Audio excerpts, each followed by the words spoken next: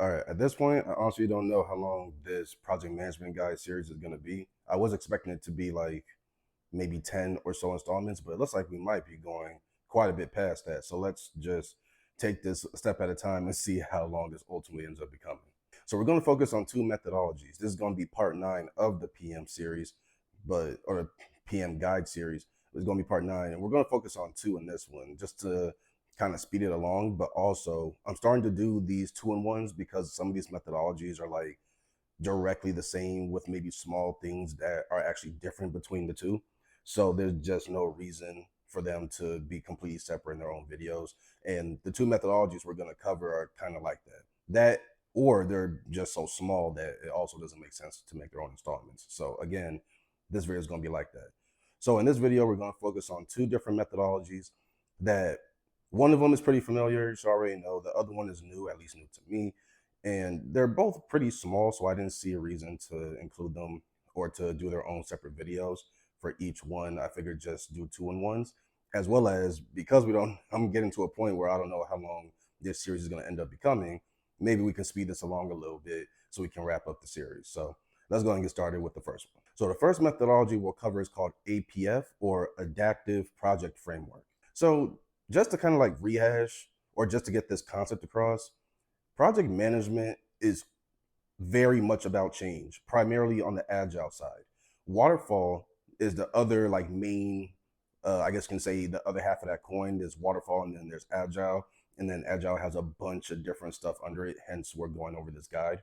But waterfall isn't so good with change. It's a very sequential, step-by-step type of process. So when you introduce change, it's not really good for it. Versus if you have agile in general as an overall concept is supposed to be better when it comes to reacting to change. But some different methodologies are better at responding to change than others. This is where we're going to enter APF, or Adaptive Project Framework, the Adaptive Project Framework, which is it's the one methodology that changes like completely from front to back the name of the game, I guess. Some of the other methodologies that we've covered, change is a big part of the environment, so it's expected, and change is always like kept in the back of their mind, or maybe a little bit higher priority for some, depending on the methodology you're using, Scrum and stuff like that.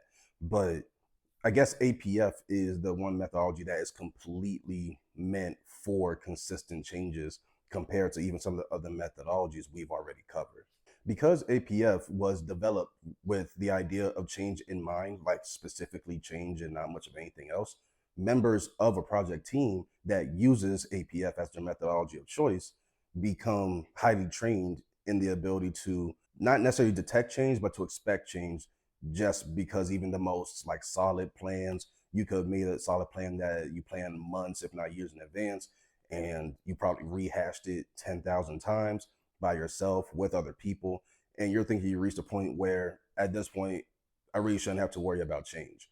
But even the most laid down and what should be smoothest plans can go left extremely quick.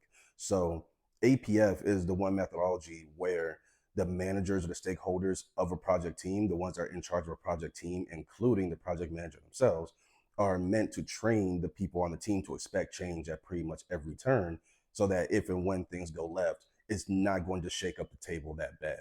But like I said earlier, this really isn't too different from something we've already talked about with a bunch of the other different methodologies, because they all respond to change, or are meant to respond to change better than waterfall. Like all these different agile methodologies are meant to respond to change better than if you are using the waterfall methodology, which is very rigid but straightforward. So it's not meant to respond to change. So since we already get this general concept, we're just going to move on to the other methodology, which if you're already in the tech world and if you're doing project management already, or you're looking at it, you most likely have heard this other one, which is Lean. You may have also heard of Lean Six Sigma. I believe we covered Six Sigma already. So Lean Six Sigma, and then you have the hybrid Lean Six Sigma. But Lean is far more popular than APF. Personally, I did not hear about APF before making this video, but Lean, I knew about this well before I even got into the tech realm, because I already heard of Lean Six Sigma. Lean is another methodology that originates from the manufacturing industry, particularly with Toyota. The key detail with Lean is that it specifically focuses on removing physical waste or any type of waste from a project process or a project, just the lifespan of an entire project. When you're talking about waste, you're talking about anything that gets added into the project or added to the final product as a result of a project, but it doesn't really add value to the project, either for the physical product or the software, whatever it is you're doing.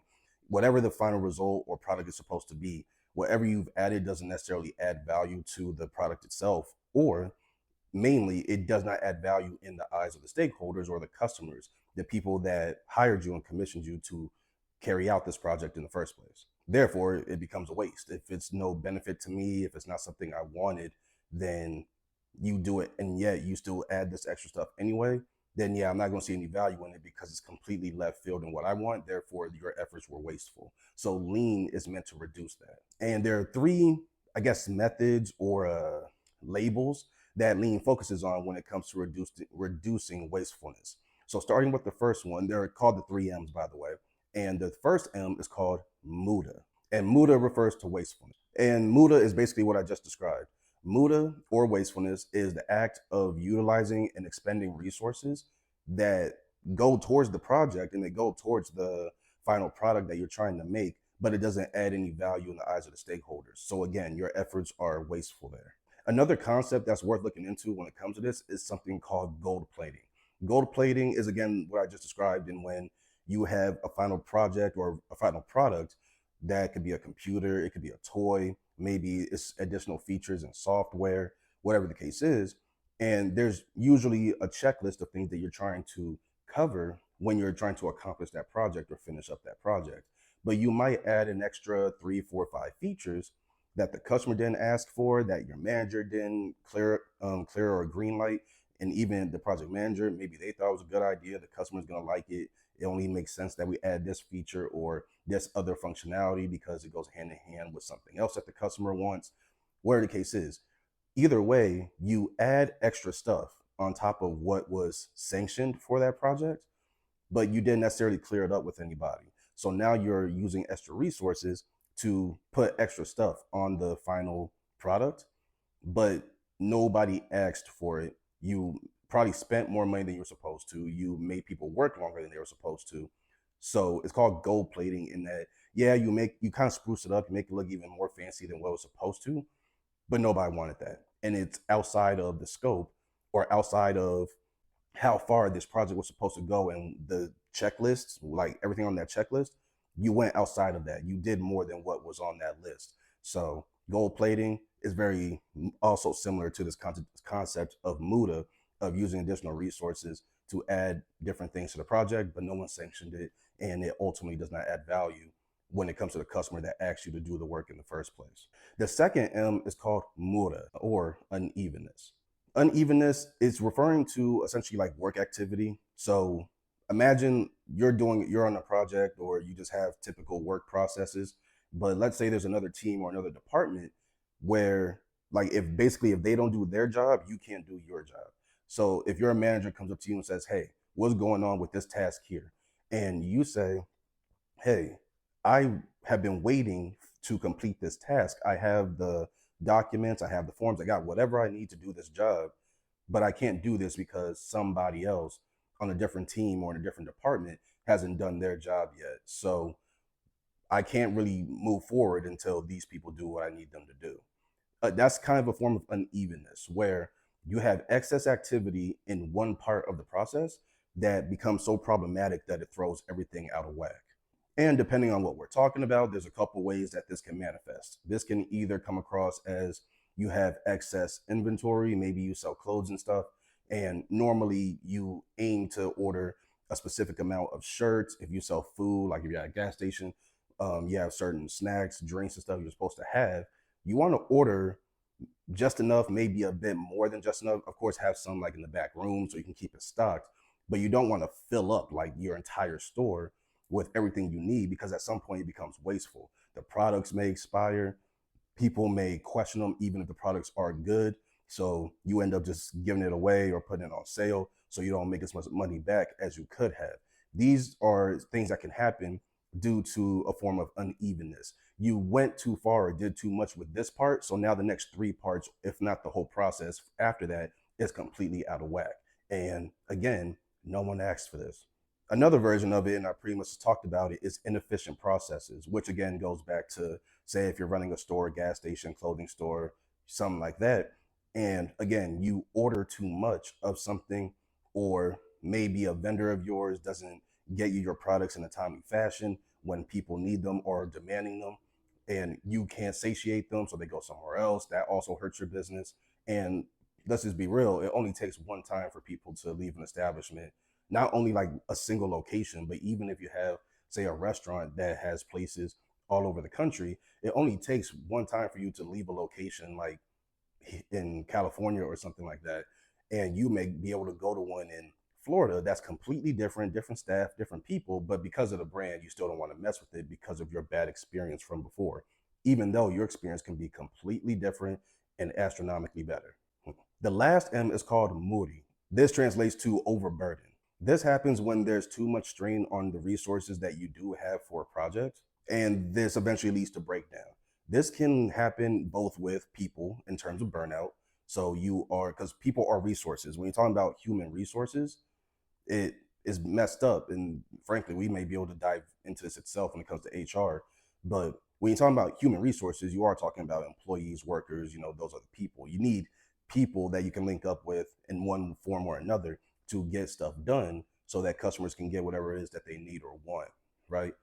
So whether it's human resources, the people doing the work for you on your team, to like time, money, and other resources that are relevant to your project, either way, these resources can be strained, they can be overworked, they're stretched out too thin, whatever way you want to say it. Either way, it eventually leads to a certain amount of breakdown. So maybe you spent too much and now the project comes to a complete halt because you can't spend the money to get people to do overtime. But on the other side of that, maybe you have the money, but you've been making people do so much overtime as it is, and now they're completely out of whack. You're maybe not allowing them to take PTO, or you haven't allowed them to take PTO up to a certain point, or maybe there's the whole company rule of like, hey, within a certain time period, it's not that you can't take PTO, but if you do, someone's probably gonna look at you a little sideways, stuff like that. And now you don't know if you're gonna last at that company much longer. There are so many ways, but either way, whether it's with people, money, or other resources, it's possible to take things too far to the point where the people cannot perform because they literally are not in the best mental and or physical health or space to do that. But then maybe you don't have enough money to do it because you overspent. Maybe you don't have enough time because you spent too much time on one thing, which threw everything else out of whack, hence the other M that we covered. So this all comes full circle here.